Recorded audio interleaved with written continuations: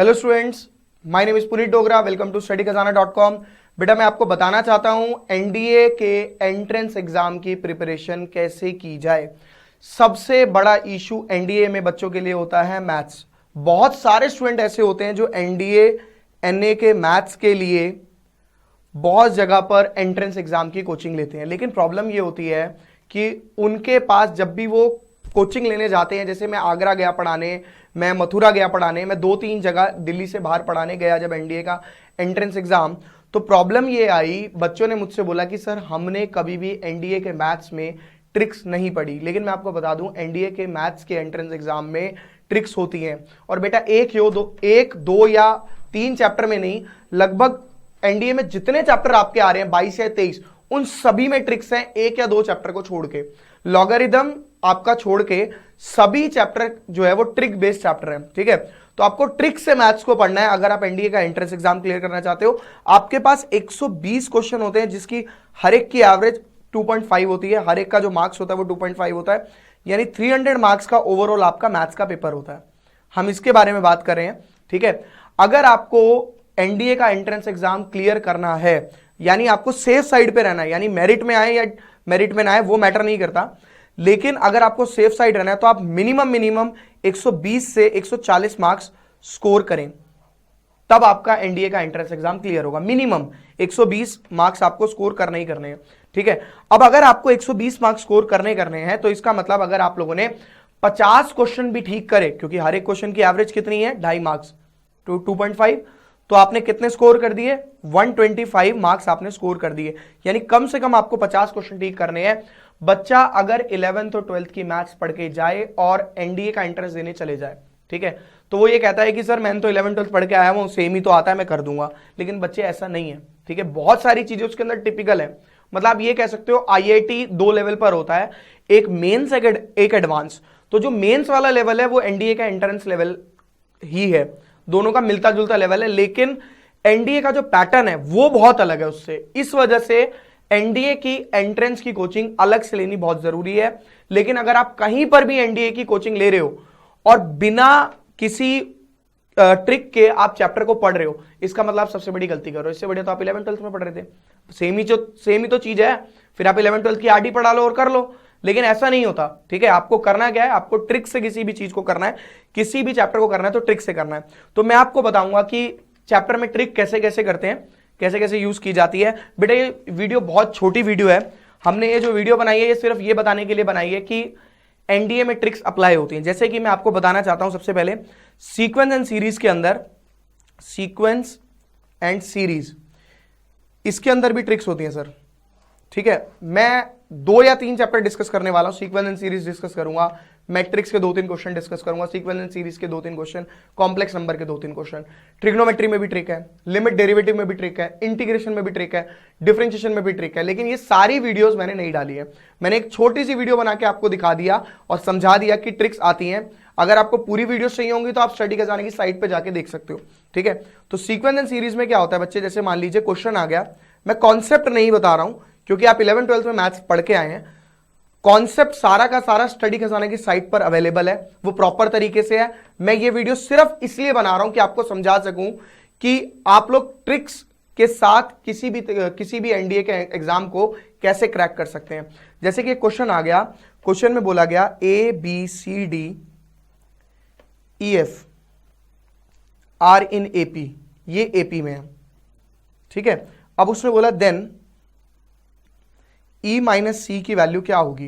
Question ये E minus सी की value क्या होगी। आपको ऑप्शन दे दिए A 2 into C minus A, option number B 2 into F minus D, option number C 2 into D minus C, and option number D D minus सी।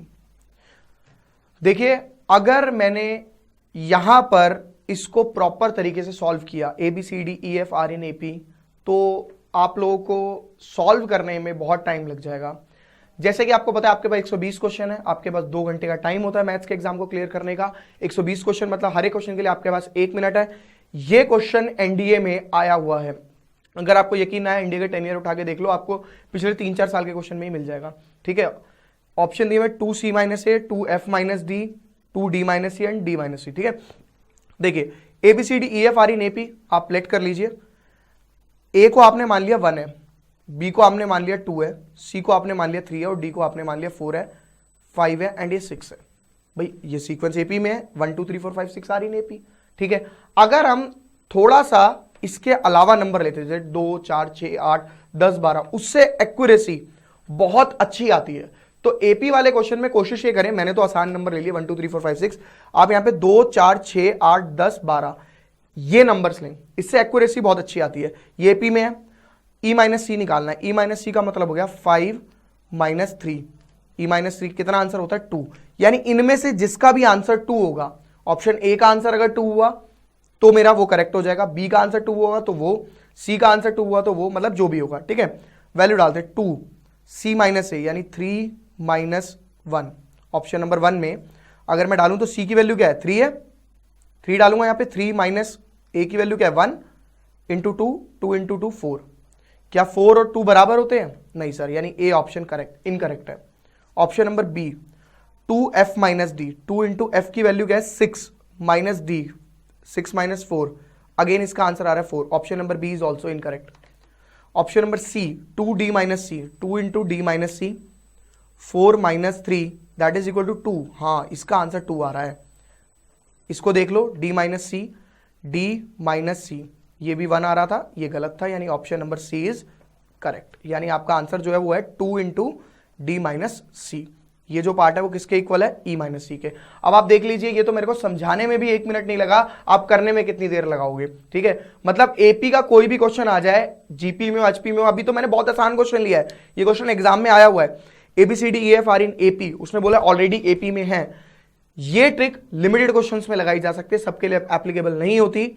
ये trick उन्हीं cases में लगा सकते हैं जब क्वेश्चन भी आपका कांस्टेंट की फॉर्म में ना हो, एल्जेब्रिक फॉर्म में हो। ABCDEF ये कोई भी न्यूमेरिक नंबर नहीं है, और आपके पास जो आंसर्स मिले वो भी न्यूमेरिक फॉर्म में नहीं होने चाहिए।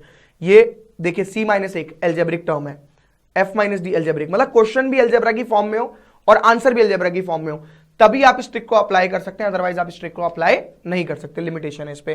ठीक है, तो उनके लिए क्या करेंगे, उनके लिए कौन सी ट्रिक लगानी है वो हम साइट पे से पढ़ सकते हैं। आगे एक और क्वेश्चन देखिए सीक्वेंस एंड सीरीज का, जैसे कि एक और question, question number 2,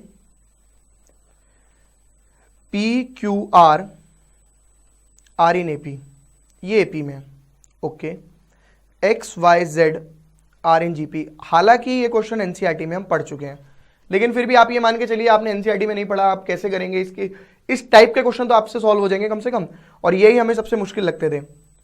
then x raise to the power q minus R, y raise to the power r minus P and z raise to the power, ये तीनों टर्म मल्टीप्लाई में, z raise to the power p minus q, इसकी value बतानी है आपको, ये तीनों term multiply में। देखिए PQR आर इन AP में है, ये मैंने लेट कर लिया, P जो है फिर से वो 1 है, Q2 R3, ये AP में हो गया।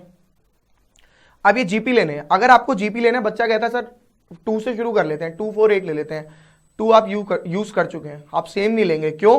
P और X सेम नहीं हो सकते। ऑप्शन इसके देख लीजिए, ऑप्शन है इसका 1, option number B XYZ, option number C x plus Y plus Z, option number D P plus Q plus R. बेटा इसके अंदर 1 दिया हुआ है, मतलब कांस्टेंट, मैंने आपको बोला ना दोनों न्यूमेरिक होने चाहिए, लेकिन बाकी 3 टर्म जो है वो न्यूमेरिक है। अगर 2 कांस्टेंट होते और बाकी 2 एल्जेब्रिक होते तो मैं नहीं लगा सकता था ये ट्रिक, तो मेरे को दूसरी लगानी पड़ती। मतलब अगर मेरा ये तीनों में से कोई भी आंसर नहीं आया तो ऑब्वियस फर्स्ट आंसर हो जाएगा, ये तो क्लियर है। 1 2 3 आर इन AP, देन आपको इसकी वैल्यू बतानी है, GP में ऐसा करते हैं 4 से स्टार्ट करते हैं, 4 8 एंड 16, ये GP में है। ठीक है, ये सीक्वेंस GP में हो गया, यानी x की वैल्यू मैंने क्या ले ली 4, y की वैल्यू मैंने क्या ले ली 8 और z की वैल्यू मैंने क्या ले ली 16। वैल्यू डालते हैं, x की जगह पर आप क्या डालेंगे, x की जगह पर आप डालेंगे 4, 4 raise to the power q minus R, q minus R, q minus R यानी 2 माइनस 3, -1 लिख रहा हूं मैं, मल्टीप्लाई बाय y, y यानी आप ये कह सकते हैं 8, 8 raise to the power r minus P, r minus P, r minus P, r minus P क्या होगा, r मेरा 3 -1 यानी 2 इंटू z, z हो गया आपका 16, 16 raise to the power p minus Q, p minus Q यानी 1 माइनस 2, ये आ गया आपका कैलकुलेट करके 1/4 multiply by 8 into 8 multiply by 1/16, 8182, 2124। इसका आंसर डायरेक्ट ही आ रहा है 1। Sir option 1 is correct. ठीक है, इस तरीके से निकाल सकते हैं। अगर कोई भी दो कांस्टेंट होते तो मैं ट्रिक अप्लाई नहीं कर सकता था। मैं बार बार बोल रहा हूं ये बात। ठीक है, ये मैंने दो आपको क्वेश्चन बता दिए। ठीक है,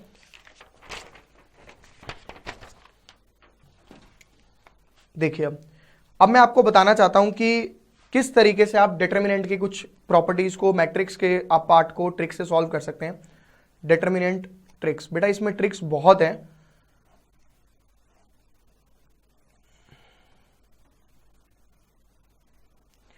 ट्रिक्स मतलब उसके अंदर सीक्वेंस एंड सीरीज में ट्रिक्स बहुत हैं, बट मैंने 2 क्वेश्चन में ट्रिक बताई है। मैंने जनरल से आपको बता दिया कि छोटी वीडियो बनानी है मुझे। ठीक है, डिटर्मिनेंट की ट्रिक्स में एक सबसे सिंपल सा आंसर आपको मैं देता हूं। आपके पास बहुत सारे क्वेश्चन आते हैं, A B C are in AP, ऐसे बोलेगा एपी में। ओके, तो डिटर्मिनेंट दे देगा और कहेगा यहां पे ए प्लस सी, बी प्लस सी, मतलब इनसे रिलेटेड अंदर डिटर्मिनेंट की फॉर्म में दे देगा। ठीक है, कोई भी नंबर कहेगा इसकी वैल्यू बताओ। दोबारा क्वेश्चन समझते हैं। एबीसी दे दिया एपी में, जीपी में या एचपी में। बच्चा कहेगा सर एचपी तो पढ़ा नहीं। बेटा सीक्वेंस एंड सीरीज में आप एचपी पढ़ोगे, टेंशन मत लो। ठीक है, लेकिन वर्ड समझ लो आप कि एचपी दिया हुआ, तीनों में से कोई भी एक सीरीज दे दी।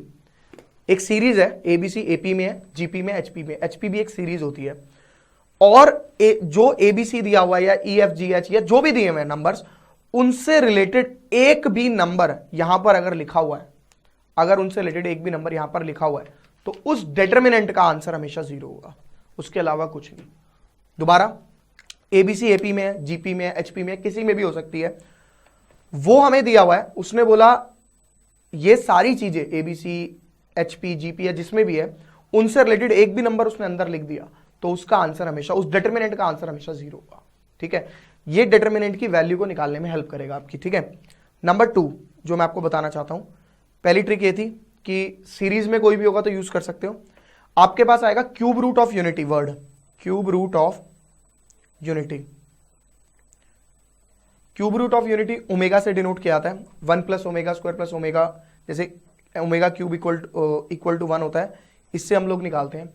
अगर ओमेगा से रिलेटेड क्वेश्चन है, ओमेगा मतलब क्यूब रूट ऑफ यूनिटी से रिलेटेड है, और डिटर्मिनेंट में डाल दिया, उसका आंसर भी हमेशा 1 होगा। मतलब ओमेगा यानी क्यूब रूट ऑफ यूनिटी, यानी क्यूब रूट ऑफ यूनिटी से रिलेटेड अगर कोई भी वैल्यू दी हुई है, वो वैल्यू डिटर्मिनेंट की फॉर्म में होगी। मतलब अगर उसने बोल दिया omega is the cube root of unity, और इस पूरे डिटर्मिनेंट के अंदर ओमेगा कहीं लिख दिया, तो आप इसका आंसर बिना देखे ऑप्शन में सेलेक्ट करके 0 डाल देंगे, बात खत्म। सिंपल तरीका है। ठीक है, ऐसे भी बहुत सारे क्वेश्चन है, आप करके देखिए। आपके कम से कम डिटर्मिनेंट में लास्ट 10 ईयर में से कम भी अगर 15 क्वेश्चन आए हैं तो 5 या 6 इसी पे बेस्ड होते हैं। इसमें भी और भी ट्रिक्स है, बट मैं अभी डिस्कस नहीं कर रहा। ठीक है, स्टडी खजाना की साइट पे देख सकते हैं आप। नंबर 3 बात करें सर कॉम्प्लेक्स नंबर की। कॉम्प्लेक्स नंबर में सबसे पहला टारगेट होता है हमारा पोलर फॉर्म। पोलर फॉर्म पे बच्चे का हमेशा सबसे बड़ा क्वेश्चन रहता है कि सर पोलर फॉर्म निकालने में बहुत टाइम लगता है। जैसे मैं एक बहुत छोटा सा एग्जांपल लेता हूं, ठीक है, फिर मैं आंसर पे आता हूं। जैसे मैंने बोला कि इसकी पोलर फॉर्म निकाल दो, -1/2 प्लस √3/2 की पोलर फॉर्म निकाल दो। ठीक है, आपने इसको कई तरीकों से पढ़ा है। जैसे आप इसको r cos थीटा और इसको r sin थीटा लेट करके करते थे, और अदरवाइज ऐसे भी पढ़ा है हमने, alpha = tan inverse mod y/x √3/2।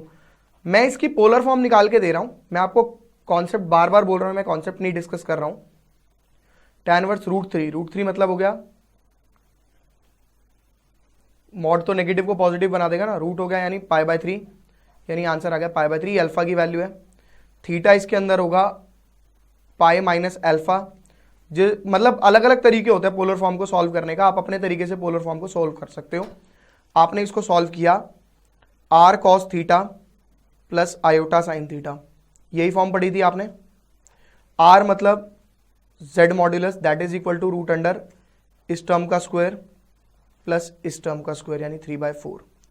ये आ गया आपका 4/4 यानी 1। मैंने वैल्यू डाल दी 1 इंटू कॉस थीटा यानी कॉस 2π/3 प्लस आयोटा साइन 2π/3। ये आ गई मेरी पोलर फॉर्म। इसके लिए मैं आपको 2 ट्रिक बताऊंगा, इतना बड़ा प्रोसेस अप्लाई करने की जरूरत नहीं है, मैं इसको काटा मारता हूं। ठीक है, हमें करना क्या होता है, आपके पास 4 ऑप्शंस होंगे, ऑप्शन से बढ़िया मैं आपको इजीली तरीके से सिखा देता हूं पोलर फॉर्म कैसे निकाली जाती है।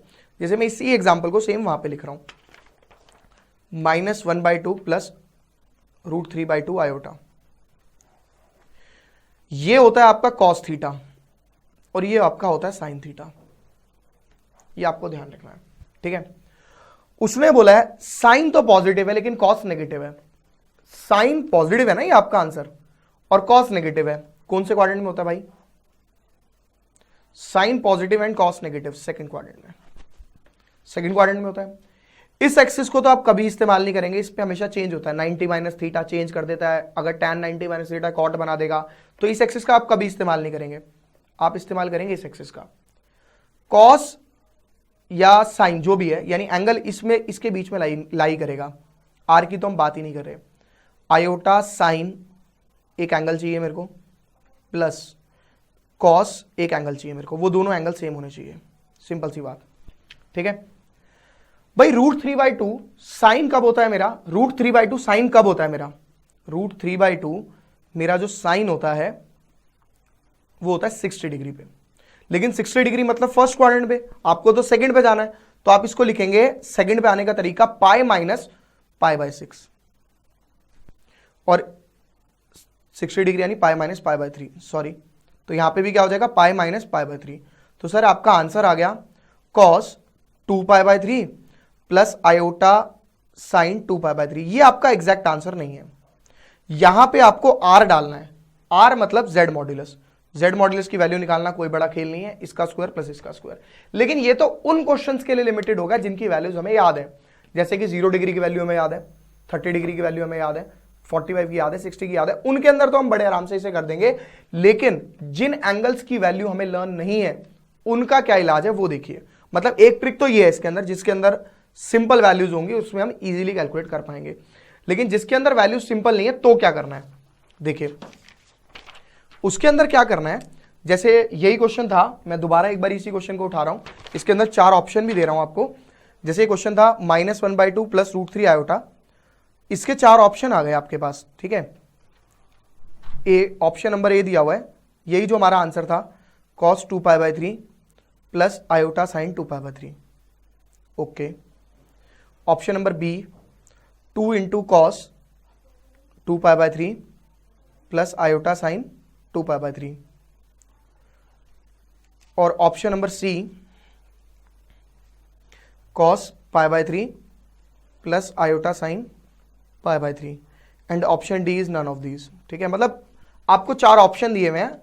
अब बेटा ये समझ लेना, ये जो क्वेश्चन की मैं बात कर रहा हूं, ये क्वेश्चन कोई भी हो सकता है, मुश्किल वाला भी हो सकता है, आसान वाला भी। मैंने तो एक वैल्यू सेलेक्ट कर ली, टाइम वेस्ट ना हो, आराम से क्वेश्चन को ढूंढ सके, इसलिए ये वैल्यू सेलेक्ट कर ली मैंने, ठीक है। करना क्या है आपको, ध्यान से सुनना मैं क्या कह रहा हूं। करना क्या है आपको, ये आपको कहता है ये z है और इसकी पोलर फॉर्म इन चारों में से कोई एक है, आपको सेलेक्ट करनी है कौन सी है। अच्छा मुझे तो पता है ये वाला आंसर है, मैंने कैलकुलेट करा है, ठीक है। सपोज इन एंगल्स की वैल्यू आपको नहीं पता, जैसे मैंने पिछली ट्रिक बताई थी, तो क्या करेंगे, तो आप कुछ मत करो, ऑप्शन को सेलेक्ट करो। ये तो करेक्ट है, इसको मैं छेड़ नहीं रहा, बी को उठा रहा हूं मैं। ऑप्शन को सेलेक्ट करो, 2 cos 2π/3। cos 2π/3 की वैल्यू कैसे निकलती है? Pi minus π/3 plus iota sine pi minus π/3। Sir ये पहुंच गया माइनस कॉस π/3, कोऑर्डिनेट सिस्टम के अकॉर्डिंग ट्रिग्नोमेट्री में पढ़ा था, आयोटा साइन π/3। इनकी वैल्यू डाल दो, ये होगा, यहां पे 2 दिया हुआ है, 2 इंटू इसकी वैल्यू कितनी होती है -1/2 और इसकी वैल्यू √3/2। क्या ये आंसर इसके इक्वल है? नहीं है सर, तो ये वाला गलत है, ऑप्शन बी इज इनकरेक्ट। सी में सेम, आप यहां पे वैल्यू डालिए दोनों जगह, क्या वो इस क्वेश्चन के इक्वल आ रही है?